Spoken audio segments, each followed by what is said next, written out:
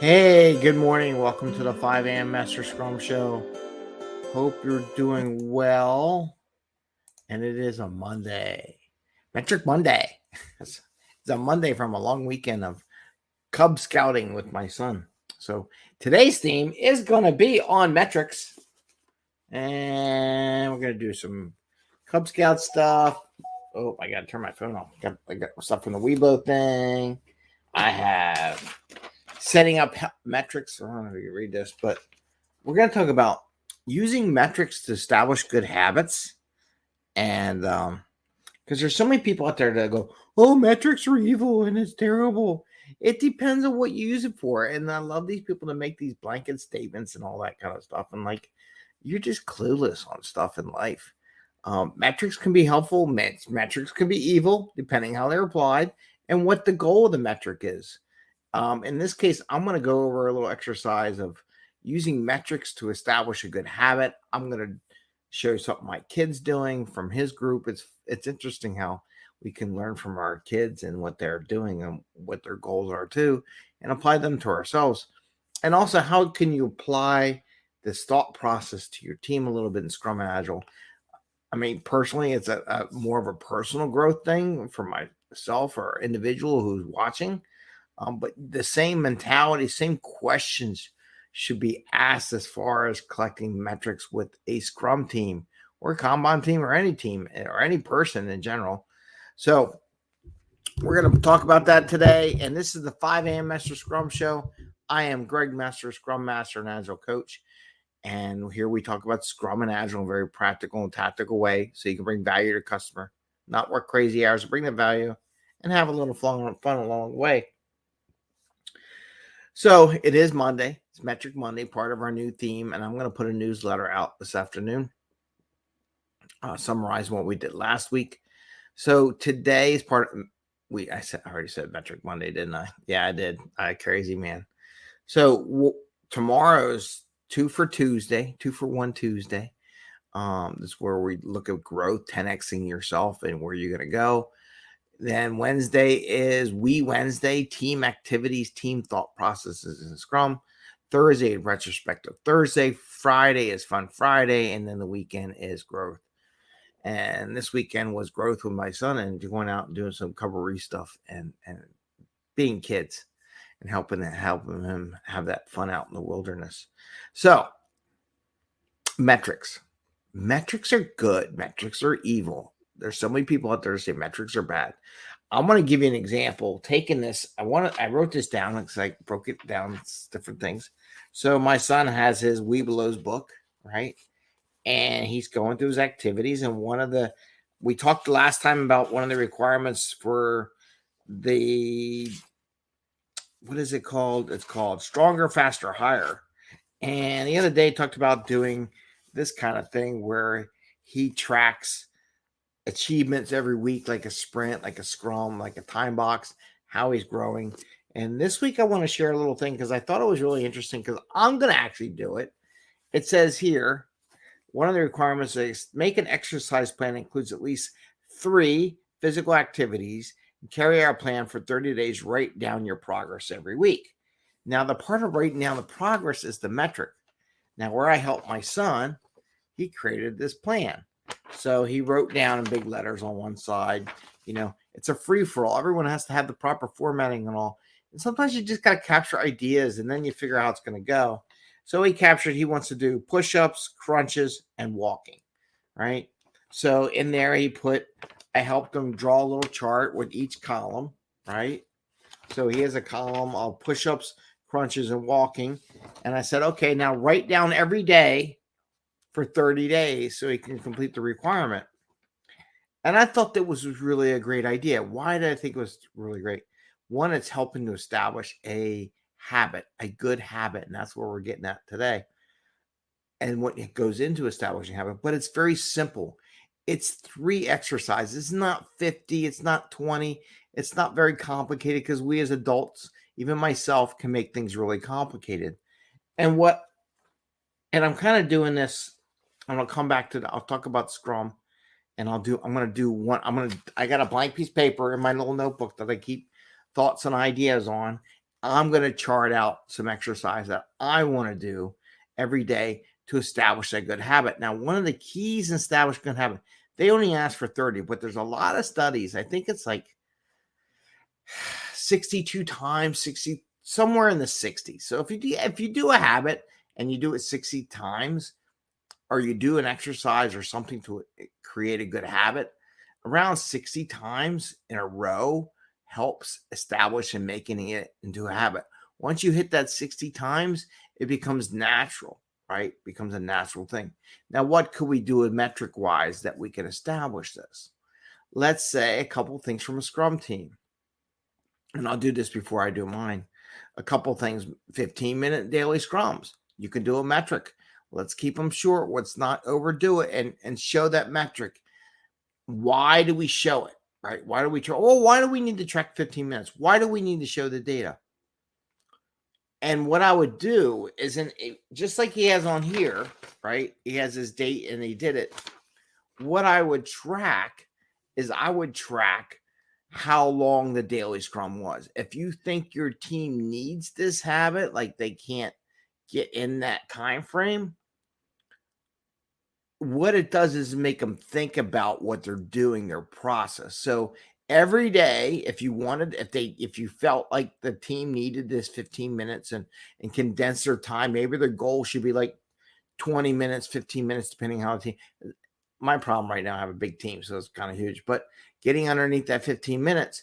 So every day you write down how long and you track it and you publish it. You want it visible. My son's metric was laying on the floor where he does his push-ups and sit-ups and everything. So he sees it every day. So every day he walks by, he sees his metric. So he goes, oh, I know I got to do this. So you want this blatant. So like time. So you want to put each day, the time is there. Another, let's say process improvement. Have they been doing a process improvement exercise or item in their backlog each and every sprint? Right? Yes or no? Has everyone done a process improvement item? Maybe you design something so these are the kind of metrics that you want everyone to do a process improvement in a sprint. Could you imagine how much more productive a team would be if each person on the team took one story that was a process improvement? So if you had, I'm going to pick a number. I'm going to even number 10. Let's say you had 10 people on your team. It's the extremes of the Scrum team sizing, right? And each one took one story for a process improvement every sprint. That's 10xing process improvement every sprint. Can you imagine how much your velocity would go up? Can you imagine how much more productive your team? Now, that would be a good metric. Like every sprint takes a process improvement and you track it. So every sprint, everyone's name on there, did you do, one for that day? You can do each sprint 1, 2, 3, 4, 5, or you can do the people's name and mark off if they took a process improvement. And it's only one story, right? It's not a lot of stories. This is one story. Do one process improvement per sprint. That's establishing a good habit. Now, if you did this for 60 sprints, by the time you're done, your team is used to doing process improvements. It becomes second nature. It's not something you have to drive as a Scrum Master. So that is this one example, that and the time. So now I'm going to do my process improvement, right? I'm going to do my good habit. So I'm going to do Greg's, our dad's exercise, because what I want to really do as a coach, I'm going to do it along with my my son.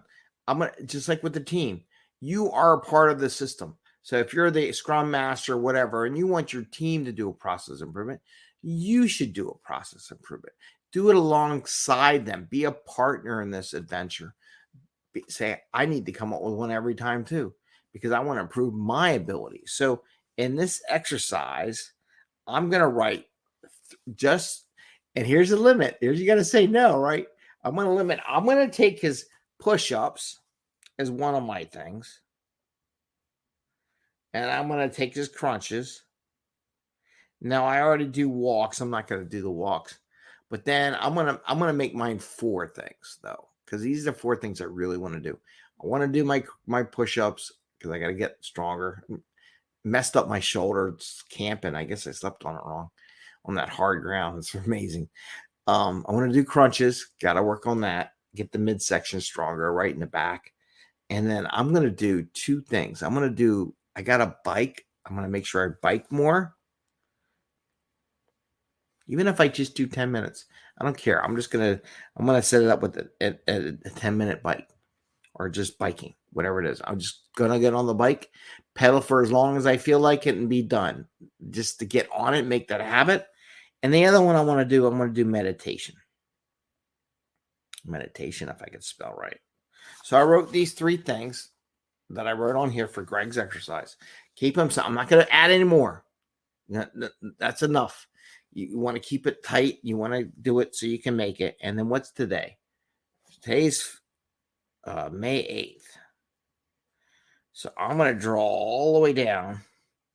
9, 10, 11, 12, 13, 14, 15, 16, 17, 18, 19, 20, 21, 22, 23, 24, 25, 26, 27, 28. And I'm doing this for a purpose. I want to show you. 29, 30, 31, 6/1, 2, 3, 4, 5, 6, 7. So I got 1, 2, 3, 4, 4. Wow.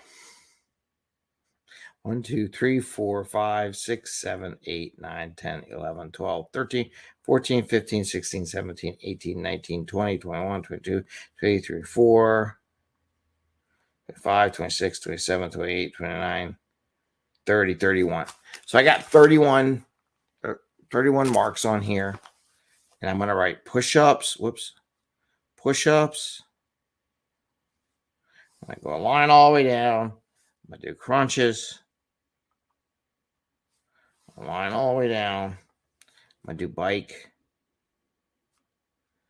A line all the way down. And I'll be honest with you, maybe this might be too much for me. Meditation. Because if you listen to the interview I had with Scott Sampson last week on Thursday, I put that up there. He talked about one of the things he does for getting himself ready for tough times and coaching and as a Scrum Master was he meditates to relieve that stress. So I have this chart, right? And it's got a lot in there.